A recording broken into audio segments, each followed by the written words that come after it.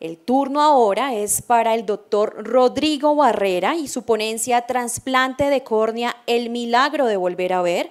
Él es médico de la Universidad Militar Nueva Granada, luego de la Escuela Superior de Oftalmología, Instituto Barraquer de América. Dentro de sus publicaciones y principales logros se encuentra la valencia de pacientes con queratocono en la Clínica Barraquer en Bogotá, Colombia, y también evaluación del complejo ganglionar celular mediante tomografía de coherencia óptica en pacientes con hipertensión ocular. Actualmente se desempeña como corneólogo Oftalmológica Nacional, oftalmólogo de la Clínica Barraquer y director técnico científico de la Corporación Banco de Ojos de Colombia. Con ustedes, el doctor Rodrigo Barrera.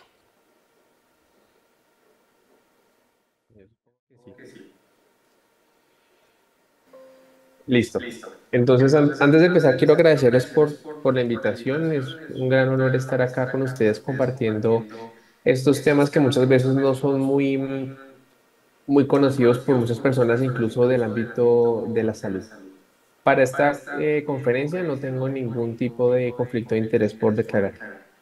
Entonces, lo primero es conocer el escenario en el que nos movemos y este es un estimado realmente de las personas que tienen ceguera de causa corneal en el mundo. Y entonces lo interesante acá es que de los 216 millones que se pensaban que estaban ciegos, y acá tiene que haber un subregistro muy importante en todo el mundo, solamente 4,5 son de etiología corneal. Por supuesto que en Colombia no tenemos una cifra muy confiable, pero uno pensaría que 4,5 de 216 es poco. Aquí el problema es que solamente una de cada 70 personas puede recibir tratamiento. Y esto es algo que se calcula para países desarrollados. Realmente en Colombia la oportunidad de que un paciente se trasplante es mucho menor y pues varía realmente según su tipo de afiliación a EPS. Entonces uno pensaría cómo una persona joven se queda ciega, pues una persona que no está expuesta a infecciones, traumas, porque pues eso es un escenario diferente. Ese es un paciente que esto es un paciente que tiene una opacidad en el centro de la córnea, se ve mucho mejor en el perfil, fíjense cómo está deformada la córnea, tiene un aumento en la curvatura. Eso es un paciente que sufrió una ruptura de la capa interna debido a una enfermedad que se llama queratocono. Cuando esto pasa, pues el líquido que está interno en el ojo entra a la córnea y ocasiona que haya una pérdida de la transparencia. Por supuesto, son los pacientes que van a ser llevados a trasplante. Entonces, estos son los casos más comunes, que es el queratocono, pero también está toda la situación de las distrofias, los traumas, las infecciones, etcétera. Entonces nosotros como Banco de Ojos realmente somos un legado, somos no solamente una institución, sino somos una iniciativa que tuvo el doctor José Ignacio Barraquer hace mucho tiempo para poner a disposición de los médicos y de los hospitales los tejidos que se requieren para poder solucionar todas las causas de ceguera corneal. Y realmente ha sido un largo camino. Este fue el doctor que realizó el primer trasplante exitoso en el mundo. Esto se realizó en 1905. En esa época, fíjense cómo estaban grabando la cirugía y en esa época pues no existían los bancos de tejidos como hoy en día los vemos. Así fue como almacenaron el tejido que fue rescatado de manera inmediata y trasplantado pues lo antes posible en el paciente que tenía una quemadura corneal severa y que pues tenía pérdida de la transparencia. Hemos pasado por invenciones no solamente de técnicas de cirugía, sino de material requerido. Por ejemplo, en esa época no existía la sutura de nylon, que es la que nosotros utilizamos. Nosotros usamos una sutura 10 ceros, es algo pues bastante pequeño, se requiere un microscopio para poder operar, pero en esa época se utilizaba la seda y la seda es una sutura que genera mucha inflamación. Por supuesto, los tejidos pues se inflamaban, se rechazaban y fallaban. Y los nudos, pues, no se podían enterrar porque son suturas que no se pueden deformar. Entonces, todo esto ha ido permitiendo que se permitan mejores resultados de cirugía. Los trépanos también han evolucionado mucho. Fíjense, antes los trasplantes se hacían de esta manera porque eran dos cuchillas las que cortaban la córnea y pues por eso eran cuadrados los trasplantes. Entonces, desde el primer trasplante se generó una iniciativa por tratar de estandarizar la forma en la que se preservaban los tejidos y por eso el primer banco de ojos se formó por el doctor Peyton en 1944. Fíjense cuántos años tuvieron que pasar desde el primer trasplante hasta que se fundó el primer banco de ojos. Y de ahí en adelante la Asociación de Bancos de Ojos de América, que es como lo que nos rige a nosotros de manera indirecta, ha empezado a sacar una serie de estándares de calidad, pues para que todo se haga de la mejor manera. La creación de medios de preservación como esto ha hecho posible también pues que ya el tejido se pueda preservar por un tiempo mayor, por lo menos en promedio usamos tejidos de 1 a 8 días, pero antes pues el tiempo era mucho más pequeño que se podía preservar sin que se perdieran las características de la calidad alta de los tejidos. Las técnicas también han mejorado. Entonces, por ejemplo, esto es un video de un paciente que está siendo operado. Acá estamos solamente tomando el injerto porque la córnea se opera solo una parte. Y aquí estamos haciendo un corte con láser. Entonces, la idea es que ya no hayan trépanos, no hayan cuchillas, sino que el láser sea el que corte el tejido. Entonces, acá se están formando burbujas, se están formando un corte, que es esto que acabo de pasar rápidamente, para que el corte sea mucho más preciso y mucho más digamos que menor la probabilidad de que sufra el tejido con digamos que la manipulación del cirujano.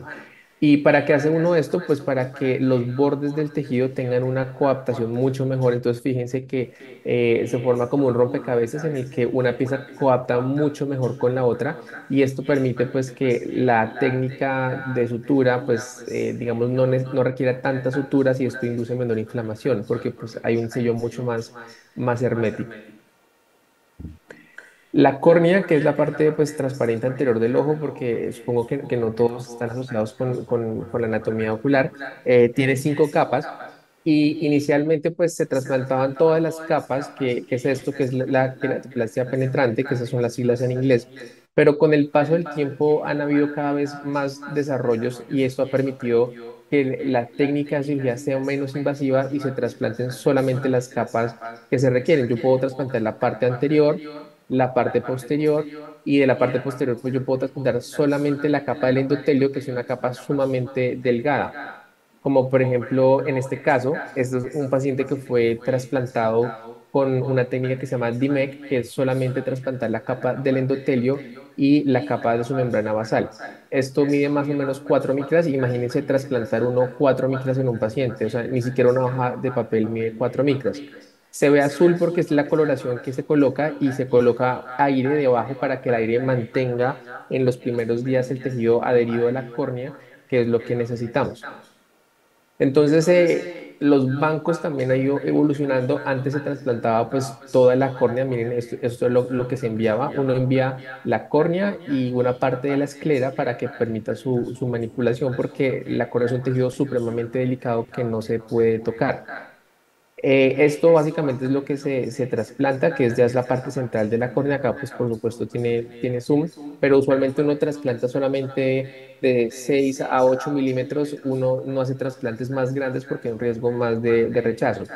Pero ahora los bancos hemos ido evolucionando y ahora pues en todo el mundo se está empezando a trasplantar, como les mencioné hace un momento, solamente segmentos del tejido. Entonces, por ejemplo, esto es un corte de espesor completo, que es un anillo. Entonces ahora estamos tratando de implantar solamente una fracción de la córnea para cambiar su forma sin hacer un retiro del paciente. O sea, esto realmente es un implante, no un trasplante. Esto fue el primer trasplante, el primer implante de segmentos intrastomales halogénicos, que es como así se llama. Yo lo hice hace un poco tiempo, entonces este es durante la cirugía, así es como se ve, y esto se hace para tratar de reformar un poco la estructura y la forma que tiene la córnea. Si los pacientes tienen úlceras, también se pueden utilizar segmentos que se adecúan a la forma de la lesión, pues es un trasplante, digamos, segmentario. Y la esclera, que es la parte blanca, también se utiliza para colocar parches, ya sea para perforaciones, porque, digamos, hace mucho tiempo hubo muchos pacientes que tuvieron tratamientos de terigio con radiación o pacientes que tienen enfermedades autoinmunes, que la esclera se adelgaza, pues uno coloca este tipo de parches. Entonces, ¿por qué los bancos hacen esto? Porque realmente la calidad es superior porque es un tejido que se manipula menos, que se hace con técnicas estandarizadas y lo más importante tal vez es que el tiempo quirúrgico se disminuye considerablemente porque en las salas de cirugía no se puede dar anestesia hasta que el paciente ya tiene el tejido listo. Entonces, cuando hay algún tipo de alteración porque yo dañé el tejido, pues toca cancelar la cirugía y pues se pierde bastante recurso ese día. Entonces, algunas técnicas nuevas, por ejemplo, esta que es una técnica con un aparato que este es un dispositivo que va a cortar la parte anterior de la córnea para trasplantar solamente la parte posterior. Entonces, ahora realmente se está invirtiendo muchos recursos en hacer que el corte sea de mejor calidad porque pues es un tejido muy delgado.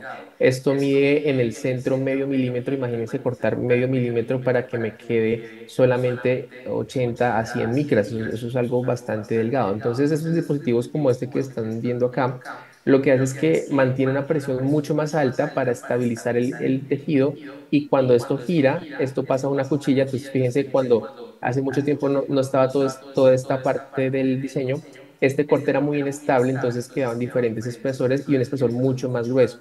Acá esto es más estable y fíjense cómo queda delgado en la parte de acá, que es la que yo quiero que quede lo más delgado posible. ¿Con qué objetivo? De que lo que yo le trasplante al paciente, esta parte que es el estroma, sea lo más delgado posible para que las células endoteliales, que son las que están acá abajo, puedan ejercer su función de una mejor manera. Esta es una técnica manual. Aquí estoy jalando el endotelio. Esta parte que se está retirando mide 4 micras, que es la que les decía, va el endotelio y la membrana de Descemet. Esto es una técnica que pues es bastante difícil de reproducir porque es un tejido muy delicado. Entonces, muchas veces se desgarran, se rompen y pues se pierde el tejido, se pierde la cirugía. Entonces, digamos que lo ideal es que lo haga una persona que no tiene que ser médico necesariamente, pero que esté entrenada en hacerlo. Y en los bancos de ojos de todo el mundo ya lo están haciendo personas que no son médicos, pero sí son, digamos que pertenecientes al área de la salud. Qué más podemos hacer? Entonces, esta es otra animación. Este es el endotelio corneal.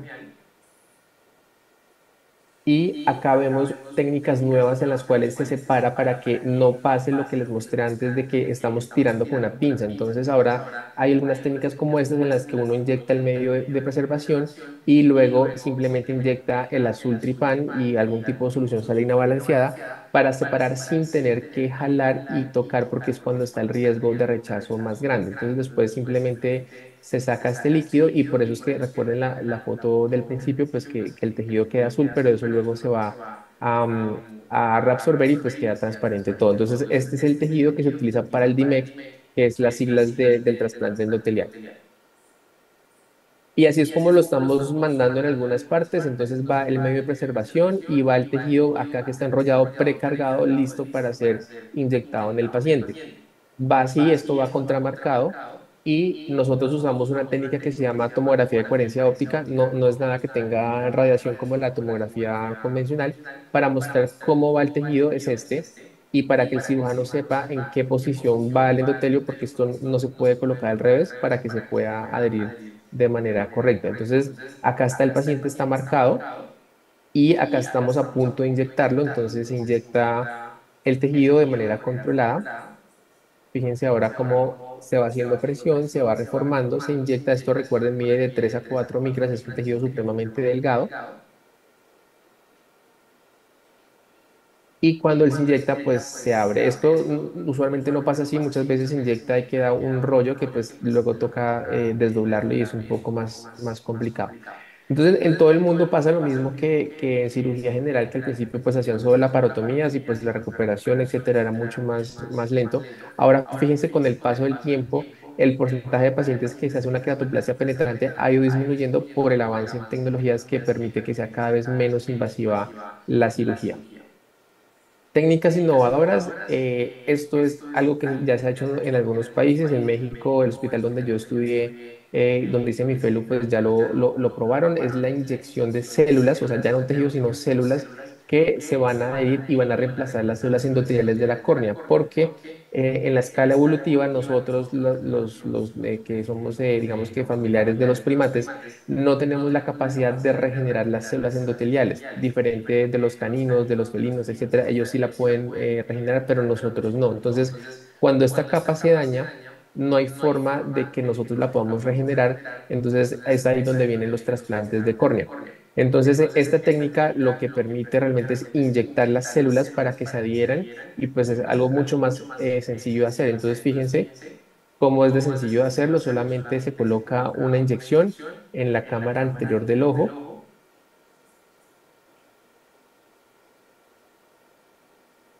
y luego pues se procede a inyectar el tejido que está en forma de células. Y estas se van a adherir a la parte posterior y pues eso fue todo. Entonces fíjense la diferencia entre hacer esto y tener que hacer un trasplante con suturas o la técnica anterior que les mostré que es bastante difícil de hacer. Los resultados, entonces fíjense, un paciente con su córnea opaca está con un montón de pliegues en las capas profundas, está con pérdida de la transparencia y a medida que pasa el tiempo, pues recupera la transparencia. Esto que está abajo indica el grosor. Entonces, cuando la córnea está inflamada porque las células no funcionan, es porque no hay quien saque el agua de la parte interna de la córnea. Entonces, pues es una córnea bastante gruesa, números altos con el pasar del tiempo de las nuevas células, pues queda una córnea bastante, digamos que ese es el espesor normal, que es en promedio 500 a 520. Cuando nosotros hablamos de xenotrasplante, por lo menos en mi caso, bueno, en oftalmología, uno escucha xenotrasplante y lo primero que se le viene a uno en la cabeza es estas válvulas que utilizan en cirugía cardiovascular. Pero realmente ahora con la invención de esas técnicas de láser de femtosegundo y de crosslinking, se ha podido por primera vez hacer un implante de un tejido de una córnea de un modelo animal porcino. Esta córnea era de un donante, no era una persona viva, y se hizo con el objetivo de demostrar que tenía la capacidad de aplanar la córnea. Por supuesto, esto en personas pues no se ha hecho y creo que no se va a hacer, pero esto fue el primer paso para hacer esto, que es el futuro muy probablemente, hacer estos dispositivos que están hechos de colágeno, ya no de la córnea, sino pues de otras partes del mismo modelo animal porcino. Esto se purifica, queda transparente y esto sí ya se ha hecho en personas. Recientemente, estos fueron unos estudios muy grandes que hicieron en la India y en otros países pues, del sureste asiático, en los cuales se implantaba en casos de queratocono avanzado. Y el objetivo de esto, fíjense, aquí esto es una tomografía de coherencia óptica, este es el dispositivo, esto es tratar de regenerar o de volver a la córnea a su forma pues un poco más plana, porque usualmente el queratocono pues queda muy curva. Entonces esto lo que hace es que es como un molde que va a tratar de estabilizar un poco la forma de la córnea. Este video es una cirugía que hice hace poco, es la primera cirugía hecha en Colombia, entonces esto es un trasplante que hice de la capa anterior solamente, es bastante difícil de hacer, entonces lo primero que hace es una remoción de la capa anterior con láser de femtosegundo, que fue lo que les mostramos al principio. Acá hacemos una disección con aire de la capa anterior que como ven acá, esto es lo que normalmente debería pasar, que se forme una burbuja y separe la capa anterior de la capa posterior. Ese es otro paciente. Esto es lo que normalmente debería pasar, pero en este paciente no se logró. Entonces va el primer intento, y se los muestro porque realmente es bastante difícil en ese momento de hacer. El segundo intento tampoco se forma la burbuja. Y el tercer intento tampoco se forma la burbuja. Entonces, en estos casos ya uno pierde visibilidad, se torna una cirugía mucho más difícil. Entonces empezamos a hacer una disección manual de las capas y finalmente logramos encontrar el plano. Y fíjense, cuando quitamos esa capa anterior, lo que nos queda de abajo es la capa de la DSM y el endotelio que mide 3 a 4 micras. Entonces, entre esto y la parte interna del ojo hay 3 a 4 micras. Entonces, en este paciente se colocó este anillo, que es un anillo que permite mejorar la cicatrización, se mete dentro del bolsillo y finalmente, pues, suturamos con una técnica pues, de puntos separados, que son 16 puntos de un nylon que es de 10 ceros. Imagínense lo pequeño que es esto. Entonces, la idea de hacer esto es que es una cirugía mucho menos invasiva, con menor riesgo de rechazo y principalmente pues que el paciente le va a durar mucho más tiempo porque conserva sus propias células endoteliales. Esto hace pues que la necesidad de hacer un segundo injerto pues sea mucho menor en pacientes jóvenes. Esta es una foto infrarrojo, entonces este es el anillo que coloqué. Este anillo lo que va a hacer es que va a permitir que la tensión se distribuya de manera mucho más regular y que el proceso de cicatrización sea mucho mejor. Y esta es la foto de la lámpara hendidura, que este es el anillo, este es el trasplante, fíjense lo transparente que está y pues estas son las suturas que colocamos. Acá se ve un poco mejor el anillo. Y en la tomografía con herencia óptica, entonces el anillo tiene que estar posterior. Aquí está la parte del anillo. Este es el trasplante. Y estos son otros casos de otras técnicas de cirugías también que son las primeras hechas en Colombia. Son los segmentos intraestomales halogénicos que mencioné hace un momento. Entonces, esto es una topografía que muestra la forma de la córnea. Entonces, si se fijan, abajo está de un color, arriba está de otro. Esto significa simplemente que la córnea está deforme, que abajo está mucho más curva que arriba. Entonces, es una córnea, por supuesto, delgada. Estos números, fíjense que están mucho más bajos y pues que tiene unas aberraciones elevadas. Entonces, en esto, miren, yo quito el endotelio y hacemos una trepanación. En el primer caso lo hicimos con técnica manual, en el segundo caso lo hicimos con láser de femtosegundo para hacer un corte mucho más controlado, que es esto. Después se dejan secar los tejidos y después se introducen en la córnea del paciente.